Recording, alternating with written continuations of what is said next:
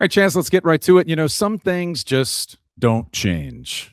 On the big stage at Redsfest, in a very crowded convention center, I might add, Nick Kroll is just trying to give Terry Francona some congratulatory gifts in recognition of his 2000th career win. And Tito has that same disgusted look on his face that he always has when you try to make it about him. I mean, he hates stuff like that. You know that. And he doesn't try to hide the fact that he hates stuff like that. And when it comes to Tito, that's never going to change. But because it had been a little more than 2 years since the last Reds Fest, I couldn't help but notice some of the things that had changed. Most obvious, new manager, Terry Francona, and the Reds made the playoffs. Those things were different. But more specific, it was how 2 years and those experiences have changed some of the players I observed and listened to at Reds Fest over the weekend. Andrew Abbott is an all-star, and he now carries himself that way. Hunter Green is fascinating. TJ Friedel knows who he is. And Nick Lodolo was more than just 6'6". He walked around like he was 8 feet tall because of the season that he had. Those players and others, they were different in some ways. Some things had changed in 2 years. So we start today with this for you, Chaz. What's one changing or evolving big picture takeaway you have on this team at this point of the offseason? We'll have all the time in the world, maybe even all season, to talk about adding another bat in the lineup and power and homers and roster construction and all of that. And those flaws or questions and concerns or things we'll give plenty of time towards. But I felt my big takeaway from this Reds Fest, very similar to my takeaway from Reds Fest entering the 2023 season. Then it was the encore of Ellie and McLean and Marte and Steer had just debuted. My main takeaway from Reds Fest this year was Stewart, Rodriguez, Lowder, Burns, and even to like a different tier, but maybe at some point Cam Collier, Edwin Arroyo wasn't there, but you throw him in this conversation as well. Like, these guys look like big league players, much more than they did a year ago. And of course I didn't see these guys swing a bat or throw a ball or run, but like, I really mean this. Like, and you hear scouts talk like this too sometimes. Like, Sal walked into the room 20 pounds lighter. Hector walked into the room with a confidence about him. Burns and Lowder, you can say the same thing. They feel like they're kind of ready to join the party. Kind of feels like each tier of the Reds roster, we just took the older tier, which used to be the younger tier, and then the new guys. And yeah, we had kind of the same feel about them. That's the evolution. That's what time does. You hope that that's a progression that benefits the roster and the team and the result. But those things are noticeable, and Reds Fest is so unique because it's not the ballpark in the clubhouse. Spring training is fantastic. It's laid back, but they're still working. That's a little bit different. Some of the context and some of the feel of Reds Fest, I think, is still one of my favorite times, just to get to know people and observe them in a different environment. The wives and the girlfriends, and to a certain extent, the families are around, watching them answer questions from fans, season ticket holders. All that is fantastic, I think. And we saw all those things over the weekend at the convention center. I ask you, did you like January as opposed to December? How did you feel about the later start?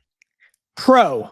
There's one more baseball take I'll drop in here, kind of hitting on those young guys, because it's in January, another month of training and all that kind of stuff. And so kind of something you used to not get until the start of spring training was, how do these guys look? And so now I have a good baseline on how all these guys look physically entering the spring. And then January, the fact that I believe allows them to have all the prospects there as well, makes a big difference to me. I don't know what factors they'll weigh in the future, but I like January. Give me January. It just felt better. The timing felt better to think about spring training and baseball season. And Reds Fest was great. Kudos to the team and all the guys that put that on over the weekend. And, thinking back about it, I looked at Reds Fest and I thought, I think this is the unofficial launching point for the second season of Power Stacks. I mean, I think that's fair. We can launch the whole thing right now. I walked around. A ton of people asked me about the show. They asked about you, your notebook, your habits, all of the things that you do. So I did answer a lot of questions about you. They also wanted to know, hey, when are you going to crank that back up? When are you going to get going? So let's spend a quick minute on that. And we should point out, not everything is set in stone by any stretch, but we know one thing. This is the Redsfest show. We know that you will be embedded at spring training in Goodyear, Arizona, start to finish. And that, my friend, is a good thing for us, a good thing for you. And it's going to be the baseline for our spring training coverage. I love spring training, and anyone who's talked to me about spring training knows that that's something. There's just a feel about it, combined with the access and coverage opportunities to tell some really unique stories, to take deep dives into areas where maybe you wouldn't during the season, to get a feel for some of the personality side of things in a way that you wouldn't during the season. So I've got my story idea list I'm working on. It's long. And then we've had a lot of conversations and a lot of talks about translating those stories that, previously I could just tell in writing, making that show, throughout spring training. And I'm very, very fired up about what we can do this February and March. As am I. And, if you're listening today, watching today, maybe you didn't find Power Stacks last season, maybe late in the year, maybe you jumped on for the playoff push, something like that. Maybe you're even newer to us than that. But we want you to know you're welcome. We want you to spread the word that this is where all the Reds conversation, the good conversation, is going to begin and end. Chaz is going to be at spring training. We're both there all season long. We're going to get into things all season long. And if you're a business, if you know someone who is in business, this time, January, start of the season, before spring training, this is the ideal time to partner with us on all this. You can get spring training the whole season. We can customize something in the show specific to your company and your message. And then we share that with the Stacks crowd, which is outstanding. And we share it with all of Reds country all season long. You get Power Stacks and you get the backing, Chaz, of the entire Growler podcast network. Email us, powerstackspod@gmail.com, powerstackspod. We would love to partner with you. And we'll even send Chaz out to close the deal. Let me tell you a little industry secret. And I've got some numbers that back this up for multiple outlets that I've worked with. The busiest time for traffic and engagement all year on your site, on social media, the podcast section, it's spring training leading up to the first week of the season, the regular season. That's true. We've got the numbers. We've got the Fangraphs analytics. That's what the numbers have said. And so exciting now. And then, of course, as the Reds build and contend and do all those things, it obviously picks back up over the course of the year. That's our invitation to you, supported by facts from Chaz. And we hope to hear from you sometime soon. With that, welcome to Power Stacks as we get going again. Yes, we are always proud members of the Growler Podcast Network. Coming up on the show as we cue the dramatic tease music, and I miss that. Why less could be more for Reds hotshot Sal Stewart. We hear from Sal at Redsfest over the weekend. What does the Gavin Lux trade say about the Reds' intentions? And when Chaz says the next wave, to what or to whom is he referring when he says the next wave?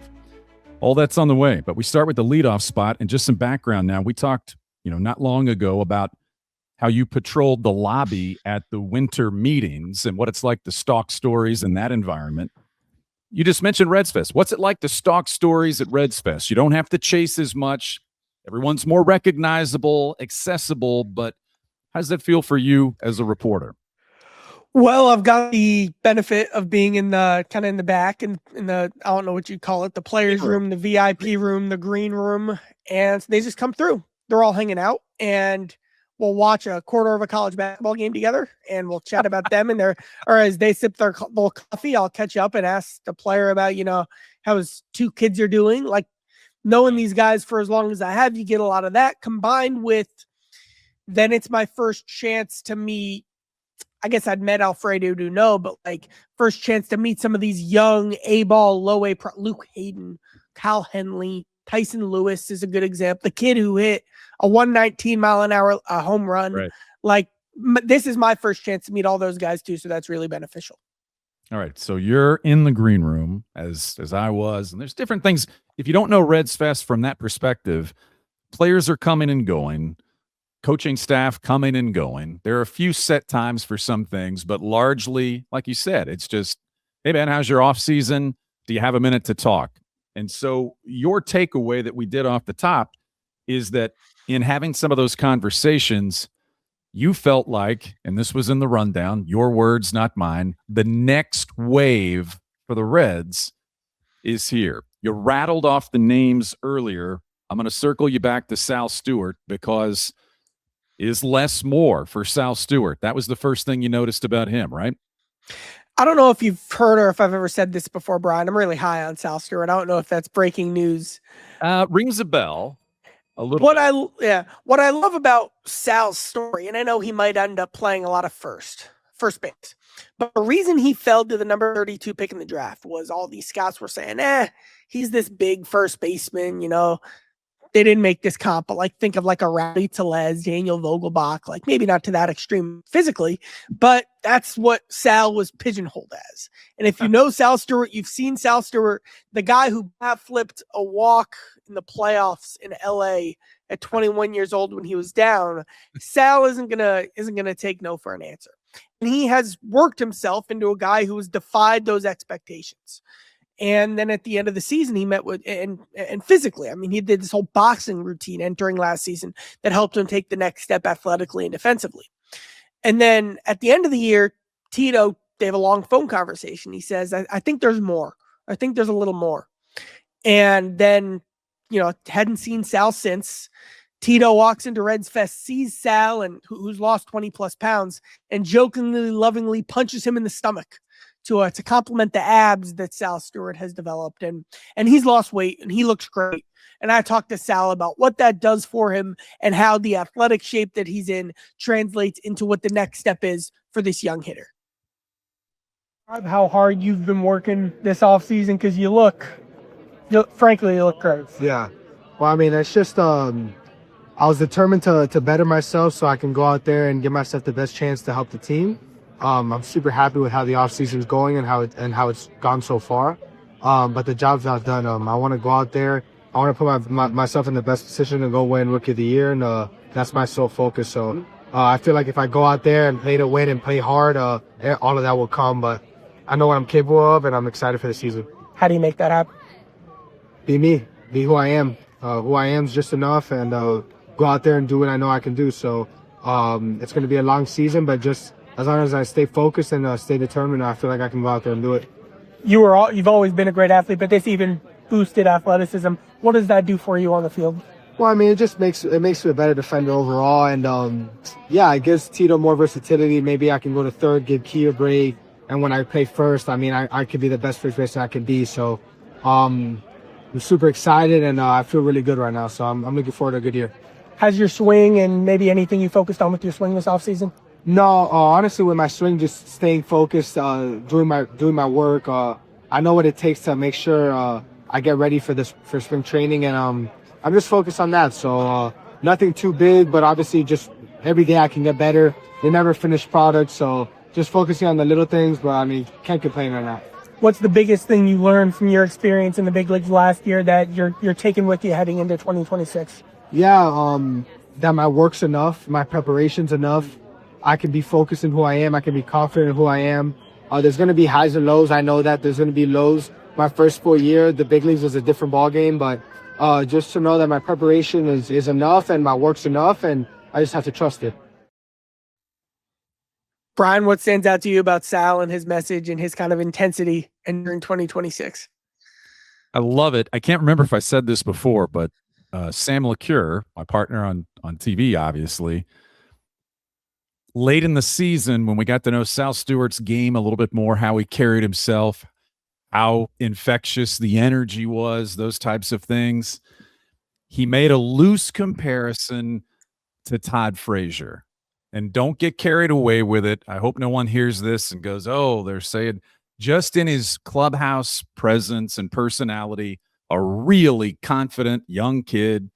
You know, Frazier from Jersey, Sal from Miami. They both have kind of that swag that gets built into some of those kids when they're younger, growing up in those parts of the country and playing ball in those parts of the country. I love it. I love the fact that he took the challenge head on and dropped some LBs. I can't wait to see it. No one expects, you're foolish if you expect everyone's trajectory to just be straight up. And you heard him say it. He's going to have downs. But when you have someone who's talented, confident, puts in the work, you know, your odds go up. So I think Sal Stewart is definitely on the right track. And just remind me again that he's 21 years old. Really important to cap off with Sal, just the idea and the question of where he's going to play. And the answer to that question, there still is, the plan's not set because they're speaking about this, the front office, as an unfinished roster. They expect that there's going to be another move or two between now and the start of spring training. And I expect now they're not going to get Kyle Schwarber, but the roster's going to change. And if that's a first baseman, well, then what does that mean for Sal here? If it's a left fielder, what does that mean for Steer? And that impacts, like, it all ties together hand in hand. Sal can definitely play first. Sal has had a big focus at first base this offseason, just because he had pretty much only been a third baseman over the course of his career. Because, you know, like Brad Metter said this to me talking about Sal Stewart, like, it's the cliche, but it's a difficult position. It takes a lot of work, and he had to do that on the fly in the big leagues last season. He gets to kind of do some off-season training at first for the first time, and that's been a focus. Obviously, Sal can play third. The big question, maybe the sneakiest question on the roster, is can Sal and or Steer play second? Because after the Gavin Lux trade, the Reds have no infield depth on the roster. So whether or not Steer or Stewart, and maybe, you know, Sal started 17 games at second last year while Steer didn't play there at all. Maybe Stewart can play more second, kind of a more athletic frame. If he can do that, that literally opens up a roster spot, because you then don't have to roster a guy to just be your backup utility infielder. So a sneaky question to spring is Steer or Stewart at second base.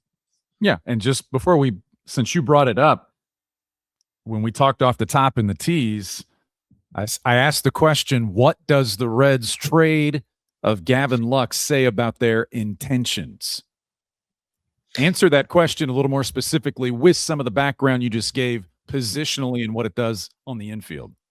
Yeah, my line that I used in my story that is based on reporting, based on what I've heard and you know, kind of my understanding of the Reds' plan is they're going to take what's behind door number 2. I mean, you've seen the game show, right? Would you like Gavin Lux or would you like what's behind door number 2? And because of, and I was honestly the high guy on Gavin Lux, and I think there's some criticism of this trade being, wait, a team that needs more offense just traded the guy who was their most polished hitter last season. Because of the defensive concerns that Lux had, he had nowhere to play. He was going to be a DH who didn't hit for power and who could only be a platoon guy. That made the roster fit difficult. So they're going to say, all right, if we can get this other guy with more versatility, maybe with a bit more pop, that opens up some different doors for the roster. They are looking to find out who that mystery man's going to be, whether that's the free agent or the trade market. But they made the Gavin Lux trade to build a more flexible roster, free up $3 million to use, and continue their pursuit of whoever is behind door number 2. I did hear, since you asked the question, I did hear that maybe you were high on Sal Stewart from the start of last season right through the end of the season. And most often, until he got to Cincinnati, most often when you brought up the name Sal Stewart, it always had this conjunction and was paired with Sal Stewart and Hector Rodriguez. So now that Stewart is here, now that we've had a look at him, now that we've seen him coming in for his first spring training where he has big league experience, what about the guy that was painted as being not too far behind Stewart and Hector Rodriguez? We both saw him.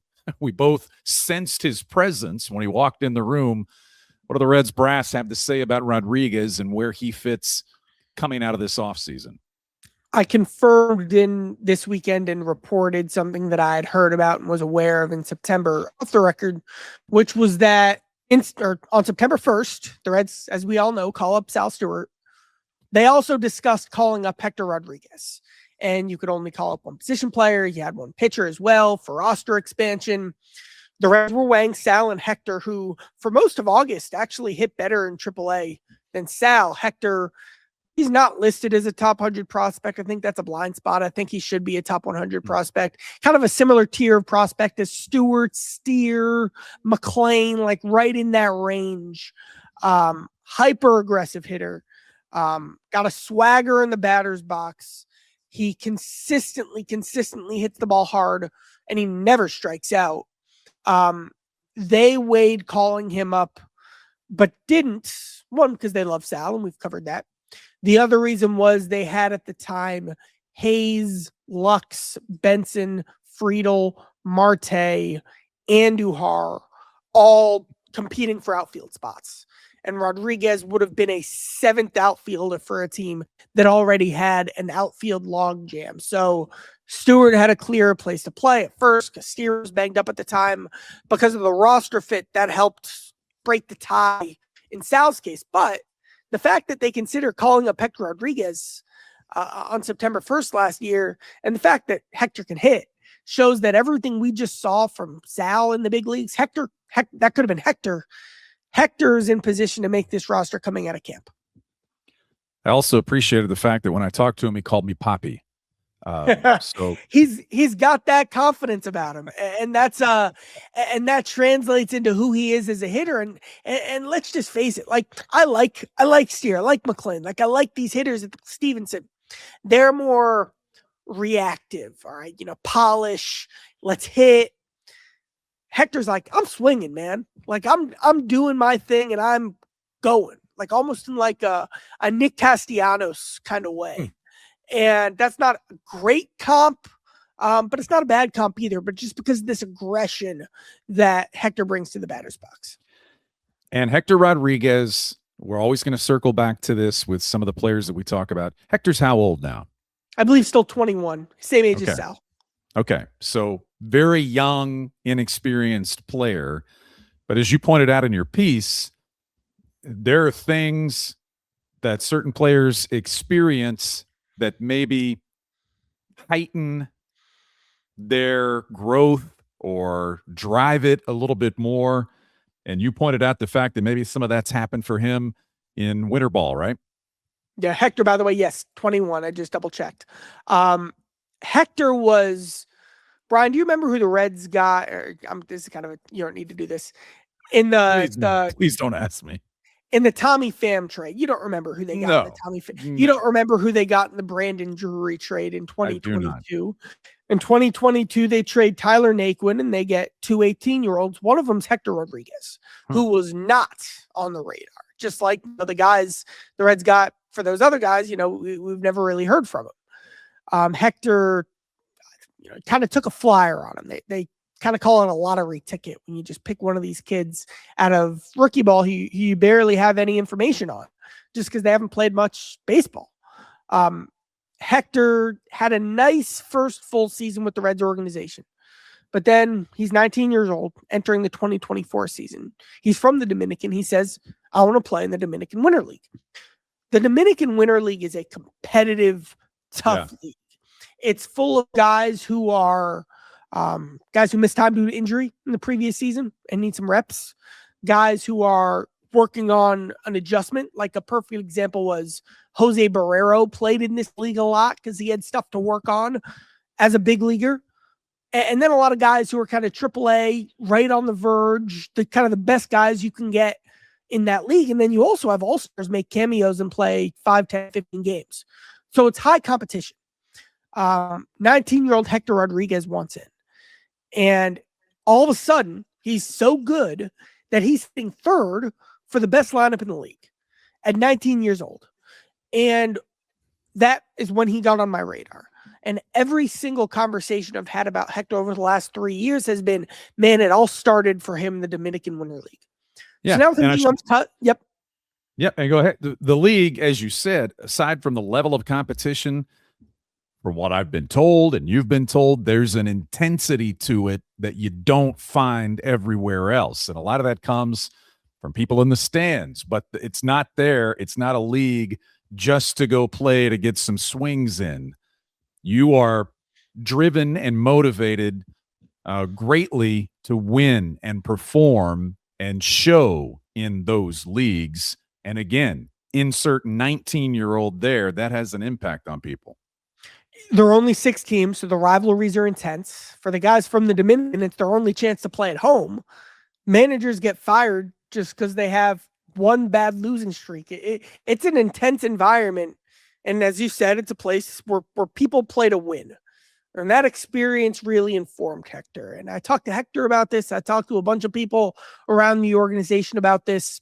Right here, you'll hear from Reds farm director Jeremy Farrell, who oversees all the minor league stuff. He runs that on a day-to-day and, of course, monitors and is kind of the point person for when prospects go to the Dominican Winter League as well. And he's kind of seen Hector through his whole rise in the minor leagues. Here's Jeremy Farrell on Hector Rodriguez. One, it got him around higher levels, higher competition, that winter, right, as a 19-year-old. Got him around a clubhouse with veteran players to kind of show him the ropes, talk the game, maybe take the way he viewed the game to another level. Winter ball does such an awesome thing for players because you play to win every night. Yeah.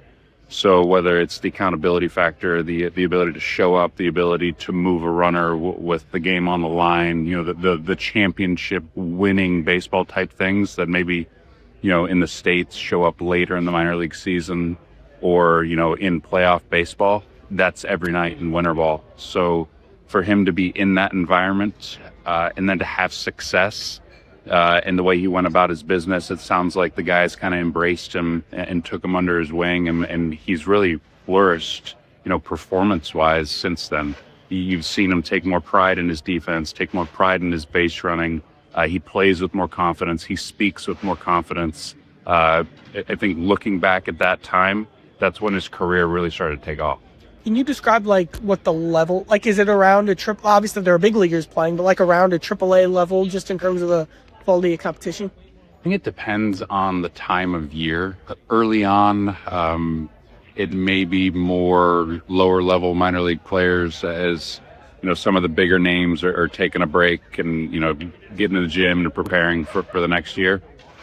But you look at the roster as it gets closer to either the round robin or getting ready for the Caribbean Series, that's when you start to see the bigger names that play here stateside really start to suit up and are in the lineup or on the mound down in winter ball. So I think it varies throughout the season, the level of play. Kind of how'd you feel just about his 2025 season? Continue to take steps forward. We've challenged him to be more selective in the zone. He's got such good hand-eye coordination, the ability to put really anything in play. So having him step into the box every single at bat with a plan, with an idea of what he's trying to do, pick his spots to try to drive the ball. He's a team player. He knows when to move a runner. He's got the ability to go the other way and shoot the ball through the 5.5 hole. But him really owning being more selective and sticking to a specific plan at the plate is big, and he took a lot of steps forward there. Took steps forward. That'll be the big thing for him to work on. And again, there's a lot of polish he'll need to get whenever he's in the big leagues. But just know, Hector Rodriguez is on the radar now. He doesn't get discussed a ton, but it's time his name kind of comes into that full-time conversation. Had a quick conversation with Colin Cowgill about him. We were kind of just in a room looking across, and I said, "Hey, what do you think?" And he goes, "He's obviously very happy. Cowgill loves a project, and he can't wait to work with Hector Rodriguez in the outfield on a regular basis." And there's a lot of excitement around that. Well, that's the thing. Actually, he's not been an impact defender at all. So Cowgill will be spending a lot of time with Hector Rodriguez. Yeah, well, he's had plenty of projects before. We see Chase Burns walking around Redsfest, and everybody now knows Chase Burns. Everyone watched Chase Burns down the stretch and got a taste, and I think only a taste, of Chase Burns, because I think Chase Burns made an outstanding impression and debut when he got the chance with the Reds last season. But I think we would all agree, as is the case with most players, he didn't really get to let his hair down, so to speak. You know, that comes in time. That comes with experience. And I think we'll be a little bit closer to that, certainly, given what he did last year. But when you pair the conversation about the 5th spot in the Reds rotation, you go, yeah, Chase Burns. There's someone else in the conversation. Am I right about that? Who would that be? Rhett Lowder. Now, couple things here. First, someone always gets hurt. Every spring I've been doing this, which is why you can never have enough starting pitching depth. Second, I mean, what I've heard, my opinion, what I've seen, Chase has nothing left to prove in the minor leagues. And every second he spends down there, you're wasting time. And he's ready, and he's earned with how he finished last year, shot to start every day. How I view it with Rhett is as dominant as he was in 2024 after missing all of 2025.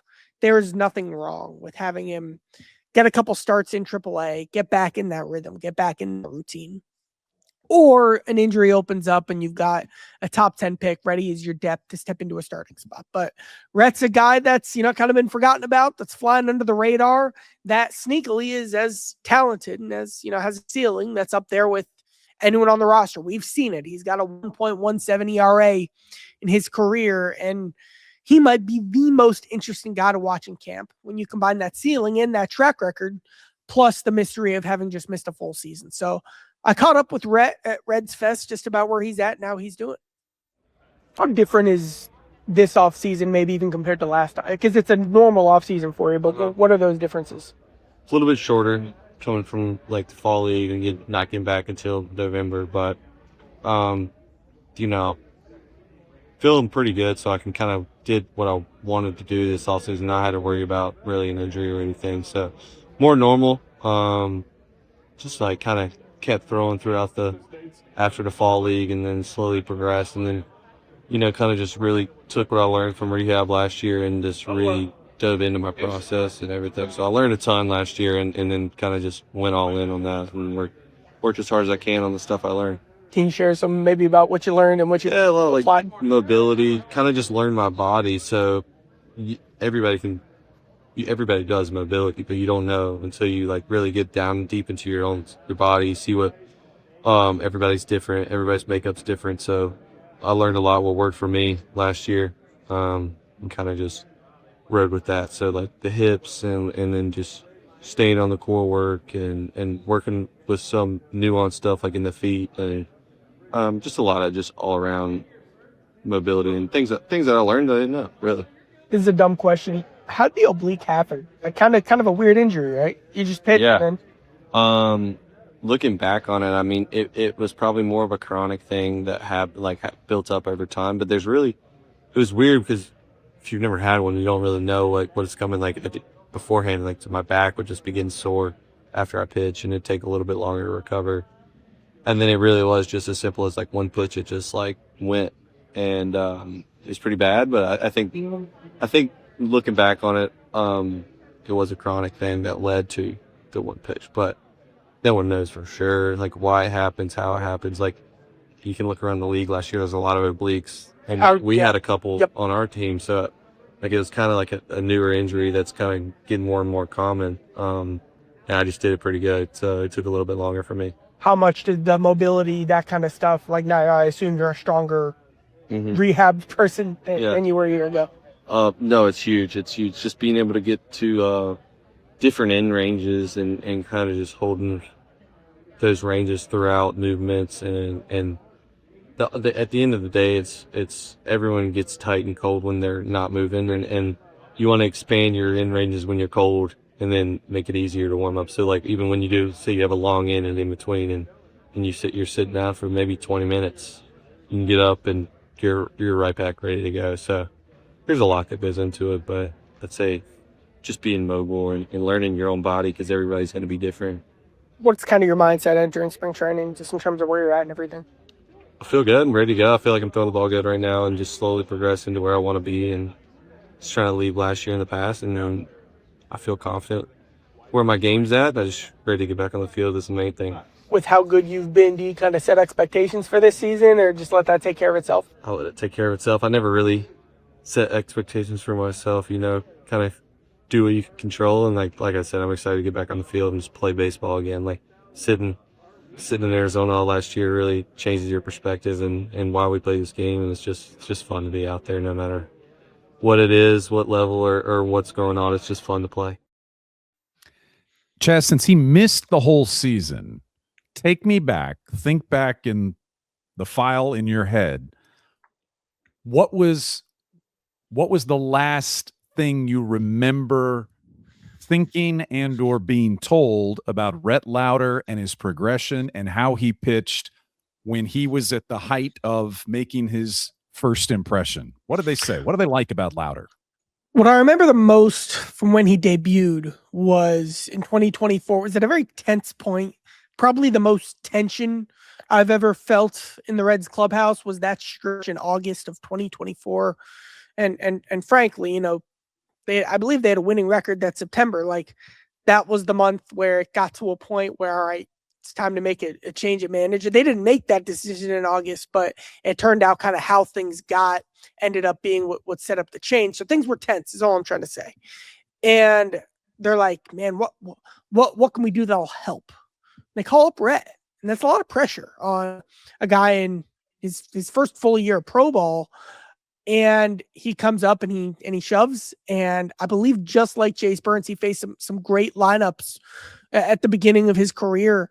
And I talked to Rhett about this. We didn't air this part of the interview, but he just did such a good job of feeling like a veteran and just not making anything too big. Yeah. He just, I always say about Rhett, like, he makes it look like he's keeping it so simple, but it's not with him. And then you add in the command, the change up, the way the pitches move off each other. And that's how you get a top 10 pick. Another update. I know we talked to both of us to Brandon Williamson, who is very high on his recovery and the time that he's had and the time that's elapsed where he's throwing and feels it certainly isn't going to be a player who's right close to the end of his recovery period and just going to ease his way into spring training that way. He's had time to do a lot of the things coming off Tommy John, and he feels confident. Talk to him a lot about that. And I don't want to go too far down that path, and I'm not certainly, and neither are you, suggesting or labeling anyone in the starting rotation or projected. But you can't get around the fact that the Reds have depth. Starting pitch, they have depth. And that's great. As you said, unfortunately, there are injuries. They're going to need a lot of different people, whether it's right out of the gate or at some point in the season. So everyone wants depth, and very few people have it. Would the Reds entertain the idea of playing off that depth, which is a strength, to try and strengthen the team in another way? Would they entertain that thought, do you think? When you look at their top six, Green, Abbott, Lodolo, Singer, Burns, Lowder, here's how they view it. They feel when you look at that six and then you add in what's behind it, they feel like they have just enough starting pitching depth. They feel like it's a Jenga board at its optimized, whatever that meant. I'm terrible at Jenga. That's a conversation for another day. But you get where I'm going with that. So what I've said all offseason is if they traded from that starting depth, they'd have to backfill that somehow. So that, and you would trade from that depth to open money up to then sign a free agent hitter. Again, I've heard nothing with Singer, but like what that would be is trading Singer for a young starter and then using that plus the Lux money to make the best offer you can to a guy like Suarez, or would be trading Singer for, a young outfielder who can hit. And then you have $12 million left to get a Zach Littell, Nick Martinez type. So that remains something that's on my radar. When you look at Green, Abbott, Lodolo, I guess Lowder and Burr, they're not trading ever, but them as well. I don't see anyone on the market who's really worth one of them, except for Jarren Duran on the Red Sox, and I'll be interested to see what they do there. But I don't expect that to match up after the Red Sox have already made a number of very aggressive moves to bolster their rotation during the offseason. Would they trade another impact piece for a starting pitcher? I don't know. I believe they got Gray, but they signed Ranger Suarez. They got Oviedo. So they're in decent shape. So when you get past those guys, I don't see any world where they move one of their top guys. The Singer scenario I outlined, but it would have to be, it's a thin needle to thread there because Singer is the best you're getting for that $12 million. He is very undervalued with what he's making. Yeah. I want to push through this. I don't want to dwell here, spend too much time here, but because we got some other things we're going to get to, but we had a conversation over the weekend and certainly separately walked away with certain thoughts about Hunter Green. I did a season ticket member Q&A with Hunter Green, and you do that with most players. And that environment, that's off the record. I'm not going anywhere with any of that, except to say that Hunter Green was fantastic. It was genuine. It was real. It was sincere in answering questions from fans, not all of which were easy questions to answer, of going out of his way to connect.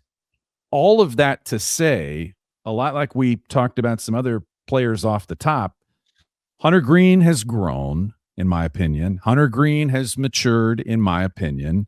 It's still a process, still a very young man, a very young player who's incredibly talented and gifted. You and I walked away from comparing notes on Hunter Green and thinking, all right, it might be fun to watch this unfold for Green this year. Obviously, with the number one caveat, when he's healthy and can he stay healthy. But what was your side of that conversation of looking forward to what will be this year's version of Hunter Green? What I can't wait to do the most in spring training is I just want to sit down with Hunter and chat. I think last season and the way it went taught him a lot and showed him a lot and translated to a Hunter that you're just going to see that I think's grown to an exciting level in 2026. Like, go through his life. Like, Hunter was the SI kid. Things were going great. Hunter debuted at 22 years old. Very nice rookie year. Took a step forward in 23. It was hurt a bit, but it was still year 2. He made progress. 2024, he's on a Cy Young track.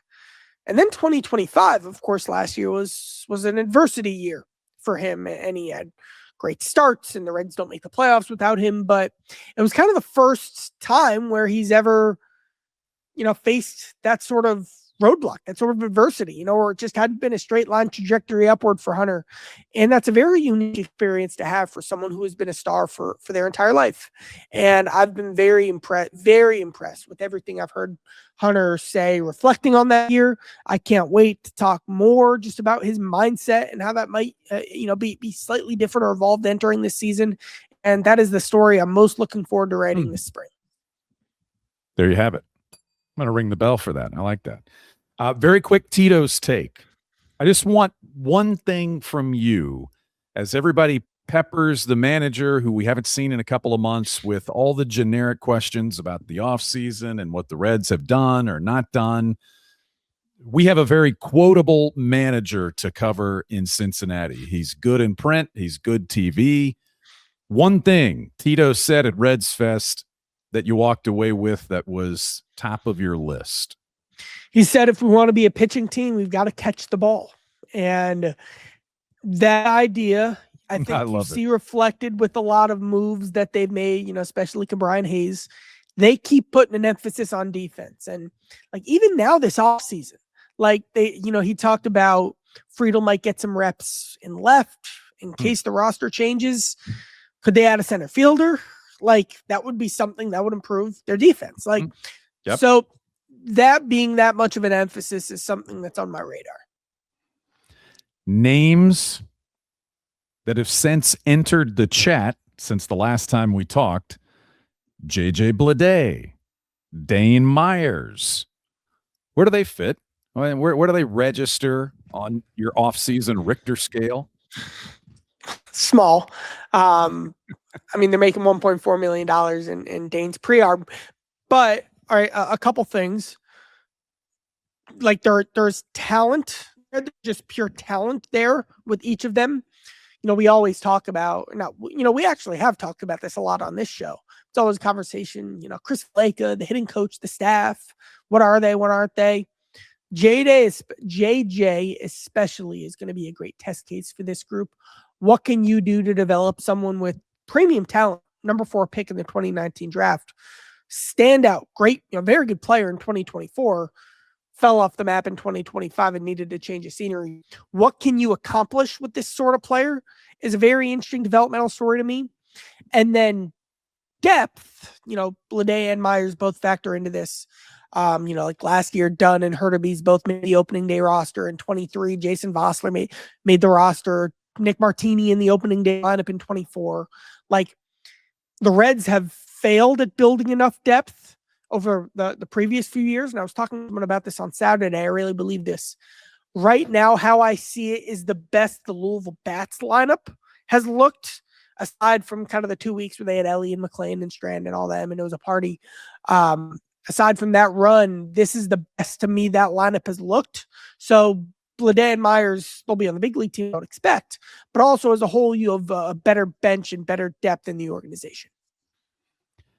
One thing we could say with that question is something that was talked about a lot was put into action, in that the focus for the Reds, once they got past, the Kyle Schwarber pursuit, was, okay, let's rebuild the bullpen. Let's fortify, I can use that word, fortify the bullpen. Pierce Johnson, Caleb Ferguson, Brock Burke. What have they built as it's currently constructed? First of all, we've talked about this being a priority, and of course it is. It's where they put their money. But look at what they lost. They lost Nick Martinez, who has been, say what you want about him on the qualifying offer, but was incredibly valuable for 2 years with the Reds. They lost Scott Barlow, who was probably overcast in his role, maybe a step on the rung too high, or a rung higher on the bullpen ladder than he should have been. But he pitched in 70 games, ton of leverage spots. And then Brent Suter, who, is a big league, consistent, a left-hander. And then also Chase Burns was in their bullpen down the stretch last season. And I remember there'd be moments last year where, this literally happened. Like, I'd say, Tito, you just pitched Pagan 3 straight days. Is there any hesitation with that? And the answer is well, what would you have done? And, Tito answers questions like that sometimes, which is good, because, you've got to do your homework with Terry Francona. And I love that about covering him. But what would you have done? They didn't have that high leverage depth. Yeah. Pierce Johnson has done it on great teams. Caleb Ferguson, who they has done it on great teams. Burke's probably more of a low leverage guy, but he's another lefty, which they needed, and helps you play the cat and mouse game. So the bullpen is in a much more stable spot. Plus the exciting potential volatility, who knows, but upside that Phillips, May, and Maxwell all bring to the table. No question. So yeah, that's a great place to start. If you're doing what the Reds are trying to do, I think that's a great start, and see how it sorts out. Jose Trevino had some things on Caleb Ferguson. They were together with the Yankees. They know each other. And that brings me back as to really my favorite Q&A of Redsfest. Really, my favorite player to watch at Redsfest was Jose Trevino. I don't think anybody had more fun than Jose Trevino. He'd never done that before for Redsfest, so it was his first one. He said yes to everything. The game shows, dressing up in a costume, all of those things. And then he went deep with the season ticket holders in that environment. And just, again, we said we were fascinated and impressed by Hunter Green. I learned more about Jose Trevino, and I like him even more than I already did. And that's hard to say because he was already high on my list. But everybody's happy to have Trevi back. But we haven't talked a lot about Tyler Stevenson and where he is. As we open Charlie's tattered green notebook for this part of the show, what's in there about Tyler Stevenson right now and where he is? So, and this is the difference between the Reds and Bengals. On the Growler, we dedicate lots and lots and lots and lots of episodes to Trey Hendrickson and his contract, and Jesse Bates and his contract, and Higgins, and this offseason we'll be saying, do they need to get extensions done with DJ Turner and Chase Brown? Or that's the conversation. We don't just naturally in Cincinnati have that conversation as much, but Stevenson is, I guess the comp would be maybe, I mean, he's not a Pro Bowler like Jesse Bates was, but it's in an interesting spot. And the comp debates is, here I go again, football, baseball. The Bengals had no plan to replace Jesse Bates. We've done lots of podcasts about that. So anyway, all right, I'm done with that. Tyler Stevenson is entering a contract year. He's not just entering a contract year. The Reds and Stevenson weren't able to settle on his value in his final year of arbitration. That can often be a deadline for when an extension could happen for a player, using the final year of that deal to build an extension off, which makes now the point to say, what's Tyler Stevenson's long-term future with the Reds? Is 2026 going to be his last year in Cincinnati? Maybe, maybe not. If the answer to that is no, then what are the Reds going to do to fill this premium position? You've got Trevino under contract for 2027 as well.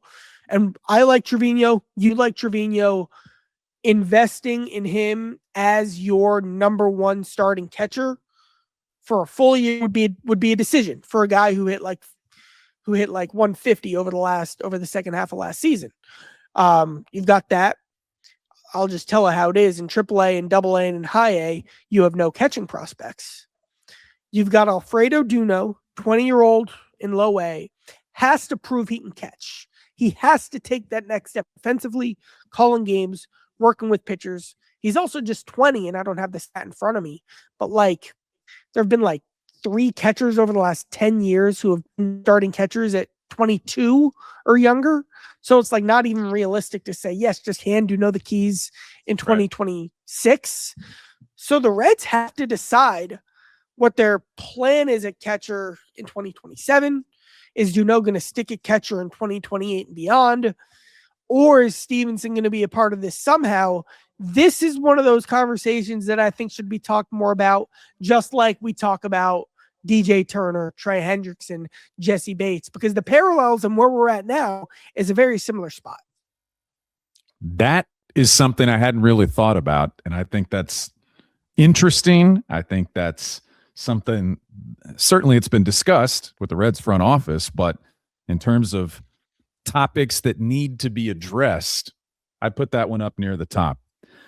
But let's finish strong with this. Just a good story. Let's finish strong with a good story and a name. As you mentioned, all the top prospects are at Redsfest.